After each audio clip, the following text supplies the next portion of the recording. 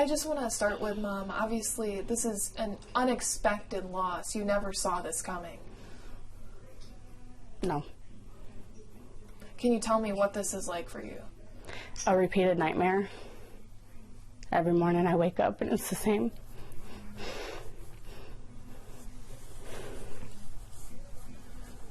You don't have him here with you. Yeah. And I could tell you guys were close. He loved his mom. They did. They were a team. We was. He was my rock, my foundation. And Mom, this is your oldest son. Mm-hmm. And you have two others as well. Yeah. And so I know that you have two younger kids as well. I'm sure they're not even grasping this. They are, but I don't think they really know what is going on. But they know, but I think, I don't know how to explain it. Kids don't break like we do, I guess. I'm broken. I'm just sick. I can't eat. I can't sleep. I just think about him and his beautiful eyes and how I know something, and it's so senseless. Like, why do we have to bury him? Absolutely. And Mom, how do you feel knowing the way that he died, knowing that a car had hit him? I don't want to think about it. I can't think about it. I'm angry. I'm upset. I'm mad at him for what he did, but I'm proud of him at the same time. For not even thinking of himself. But, no, it's... But I definitely do want to bring awareness. I know this happens all the time. And I know that, me speaking about my son and what happened to him is not going to change drivers or people walking or riding bicycles or even motorcyclists. But please, think twice. You have children, you have parents, you have loved ones. You get to go home and hug them. We don't even get to see him again. The only thing I see when I close my eyes is Tristan flying in the air. And that's horrible. And Mom, you said that you want people to slow down. You want people to be more aware of their surroundings. But don't be on their phone. I don't know if he was on his phone. We're still waiting for everything, but just speeding. Just make sure you're not messing with the radio. Like, we're something reflective. And I'm one that has texted and drove, and I know you're not supposed to, but Tristan this has so mad at her when she do that. Yeah. So he knew better. He did, and he had no interest of even driving. And he was going to start driver's training this month, and he was like, "I'm good, Mom." And this is tough. You said you don't want to entirely blame the driver. Can you talk about why that is? Because it's not just the driver's fault. We're just angry. We don't understand. Yeah. We don't understand how he didn't. Yeah, how it all happened. How do you not stop? So, I don't want to entirely blame him, but I have to blame somebody right now. But even for pedestrians, wear, bright colors or have your flashlight on or a reflector. Don't wear your AirPods if you're walking down the road. I don't know, especially around that time of morning when it's dark and it's rainy, and just there's a lot of factors that play in, to the people walking and driving. Yes, people. And there's a lot that went on that night, and I wanted to walk through kind of the incident. So you were telling me earlier, Mom, that he left and he went for a walk at about 6 p.m. that night. Yes. And he had told you that he would be back about 8 p.m.? Yes, 8 p.m. What happened after that? He met up with his girlfriend, and he refused to come home. Yeah, that was all there was. After 8 p.m. came, I told him I was going to contact the police, and he begged me not to and said that he would be home no later than 9. And Tristan has, you know, walked before, and it's been okay, and he's came home, you know, when I've told him to. And 9 o'clock came, and he still wasn't home, so I was calling him, and he still was answering and telling me he was okay. He just needed time to think, and he just needed to walk, and he needed the fresh air. So I let him have his space, and I told him 10 o'clock, and then 10 came, and I told him 9 was my limit, and I told him I was going to contact the police, and he didn't come home at 9, so I contacted the police. I told him I contacted the police. I shortly got a message from her parents saying that they had contacted the police for her as well, and that's when I knew he was with her. And he lied and said he wasn't. I went and looked for him. The police was looking for him. We didn't find him. And police didn't find him? Nope. How long had they been searching for?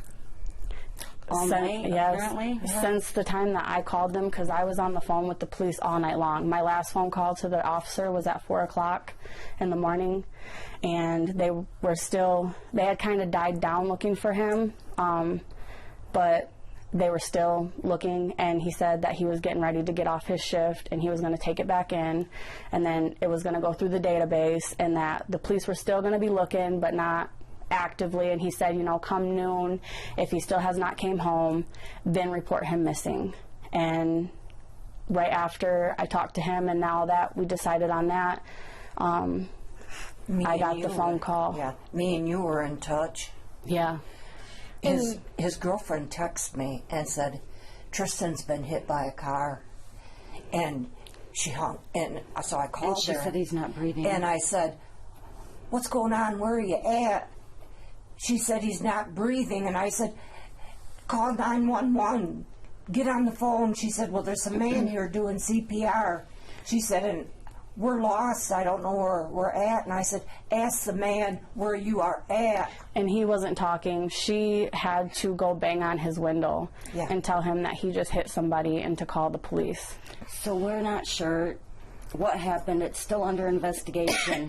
But we do know, supposedly for a fact, that he pushed his girlfriend out of the line of the car. Yeah, she said the last thing that she said she didn't see the car, and she said all she heard was Destiny move, and then she got shoved. And she said she turned around and she heard it and she seen it, and then she ran over to him to see if he had a pulse, and he did. And then that's when she ran up to the car, beat on the window, told him to call the police, he just hit somebody. And then my grandma, she said she couldn't find his phone, and then she said his phone lit up in the middle of the road. And my grandma texted literally right before he got hit, or after, I think, because that's why his phone lit up, and she seen Within 2 it. or 3 minutes. And so she seen his phone, and that's when she texted my grandma, and then I called Abigail and said, Tristan's been hit by a car, and he's not breathing. And she's like, where is he? And I'm like, I don't know.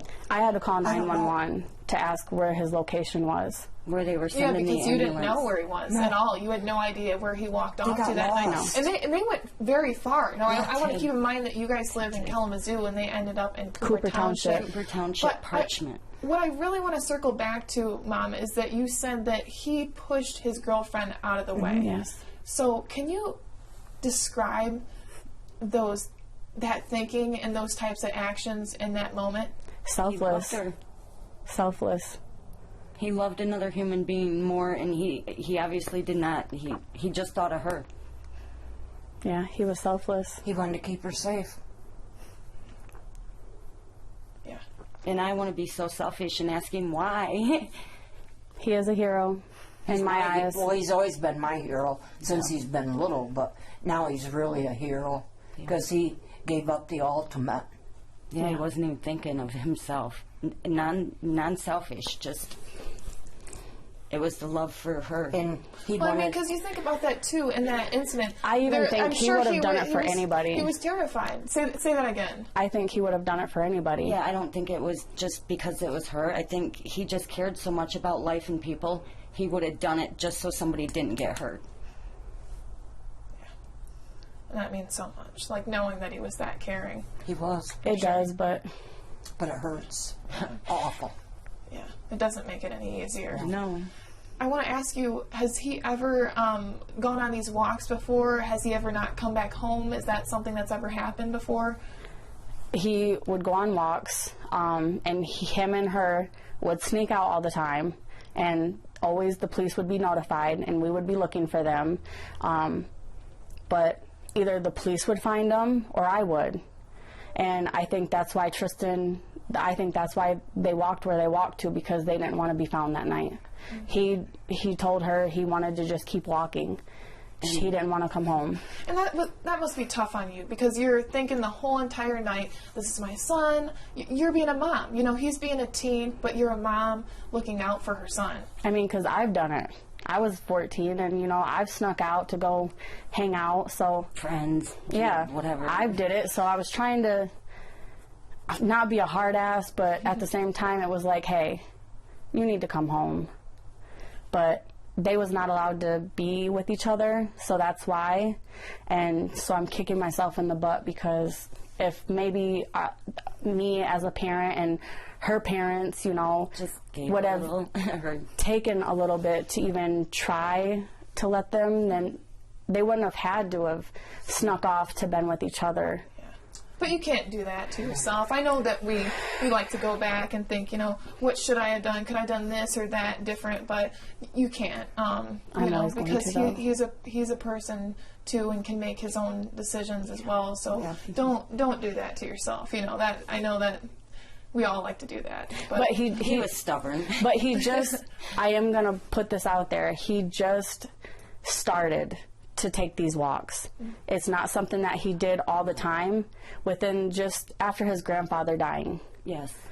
So kind of, you know, Maybe it was freedom for him. And, yeah. and like you said, he couldn't drive yet, so that might have it felt like his freedom for him. They would walk to Burger King, get the hats. They'd go to Myers, stuff. ride the horse, Silly him and stuff. his buddy, and just hang out They were kids. around town and they be just, home at a decent hour. Yeah, I would do the same. You know, ride my bike up to the gas station, get a slushie, get a cosmic brownie, those types of If things. you had a friend, meet me at the gas station, Yeah. hang out, whatever. Your kids. Exactly. a bunch of his friends did come up to my house after all of it happened, and they said that they were all in a group, like a group chat together, and they said that Tristan did like text the group and was like, who's trying to hang out and go to the store?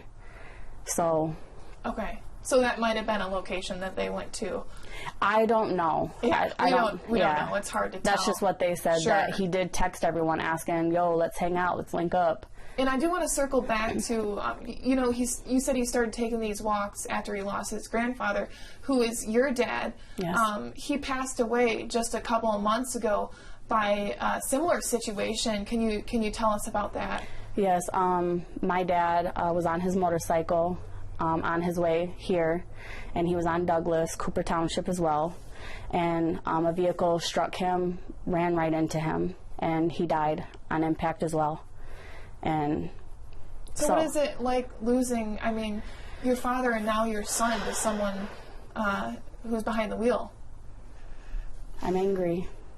That's why I want to make it an awareness that, you know, be safe. Like, you could have seen my dad's motorcycle. He had a big dresser motorcycle. Big Harley Davidson. And it was loud. Like, And it was daylight. and so I just want people just to slow down. Yeah. Life is way too short. You will make it to your destination. You might be late for work, but maybe there's a better job waiting for you. Please just think a moment. Take a moment. You know, don't be so selfish. Leave sooner. And now he was a freshman in high school at Comstock. Yes, Can you tell me a little bit more about him? He is rambunctious and Oh, I Class think they clown. should read the obituary. and yes, and the class clown. Everybody loved him. Yeah, he was kind of the life of the party. He'd walk in a room and everybody'd smile. Yeah, everybody That already, smile, always, yeah. everybody knew Tristan. He made a name for himself, and I'd like to carry that on for him.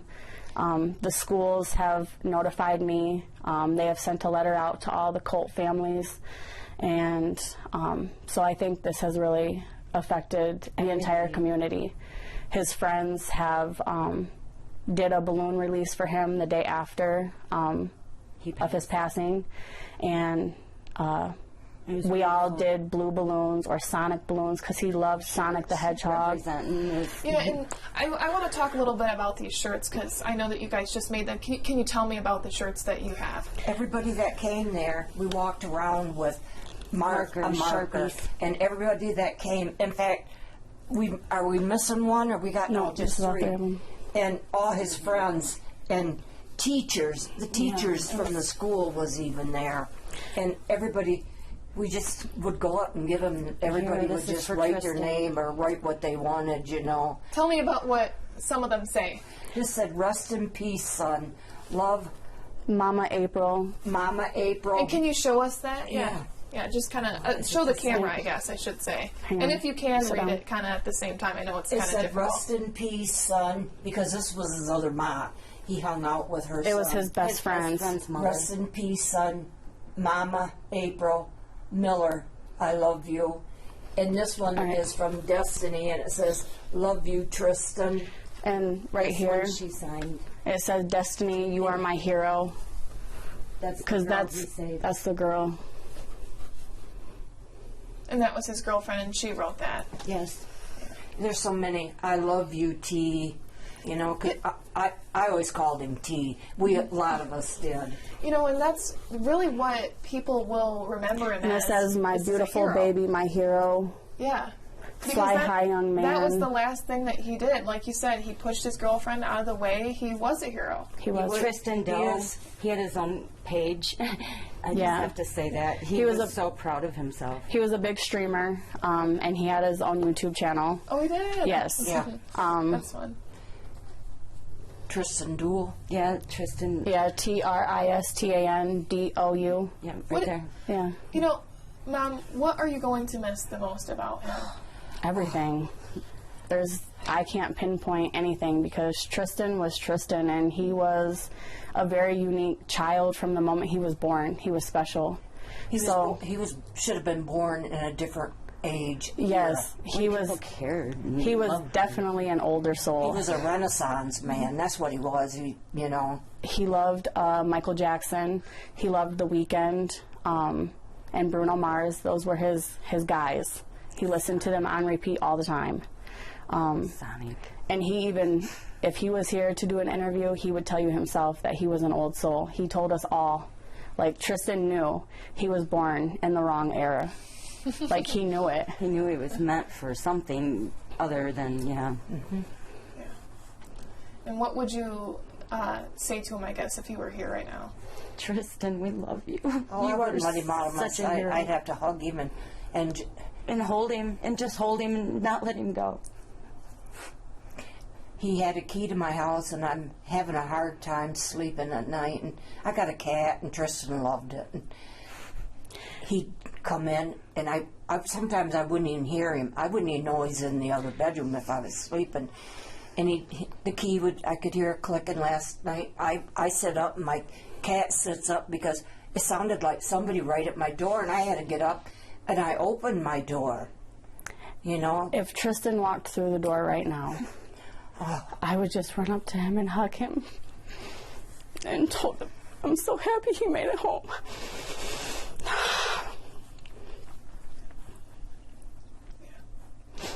And I used to worry about him when he'd go on these walks, and I'd tell Abigail, make sure he comes home early and text me. I said, because I can't sleep until I know he's home safe. And I was up all that night with her, and she'd call me, and I'd call her, And a lot of his friends said that he was like one of the first kids. A lot of kids came up to me and said that when they first came to like the school and didn't know anybody and have any friends, he ran right up to him and was like, hi, I'm Tristan. We're friends now. And that was just him. Like, he loved everybody. It wasn't a crowd thing. Like, he was a one-for-all type guy. And yeah, that's really something. You don't come across people like that. No. He was not mean. I mean, He was stubborn. Yes. He could be mean to To his brother and sister, or yeah. But no, he accepted everybody. Yeah. I wanted to ask you, do you have his clothes? Were they able to give you his clothes from that night? I have his pants that flew off of him and his shoes. The shirt that they had to cut off of him is at the funeral home. Yeah.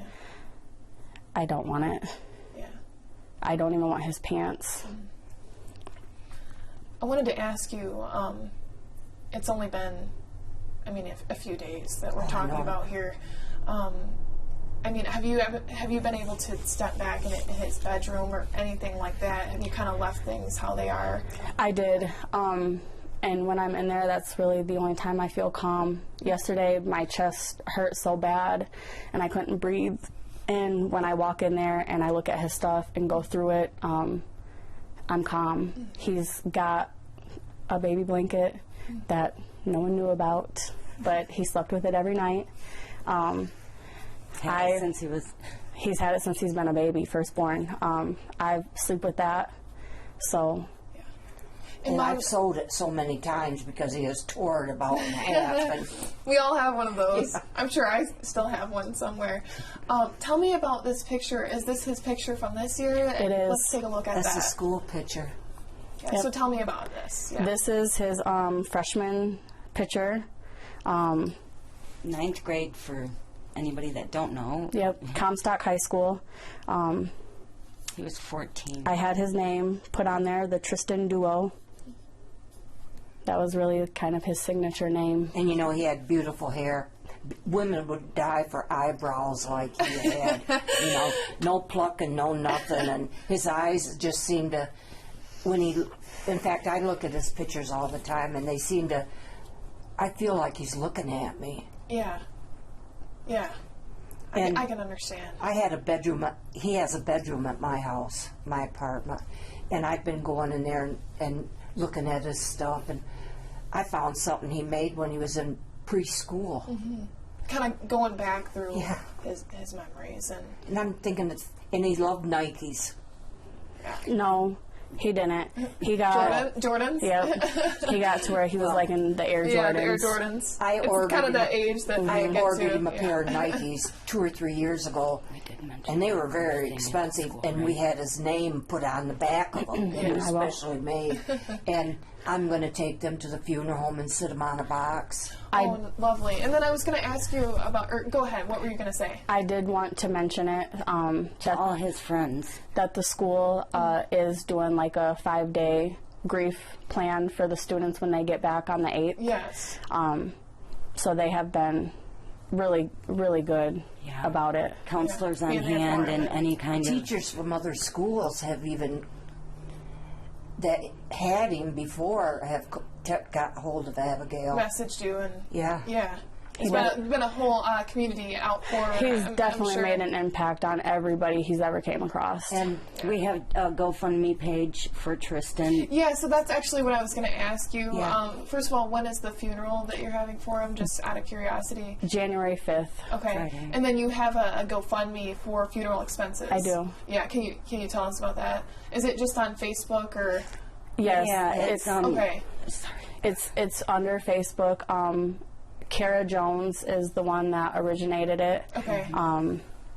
I can share the link with you. Yeah, that'd be great. And then, Thursday night, they're having Kara Jones down to Minnie Safrina's is having a big benefit supper.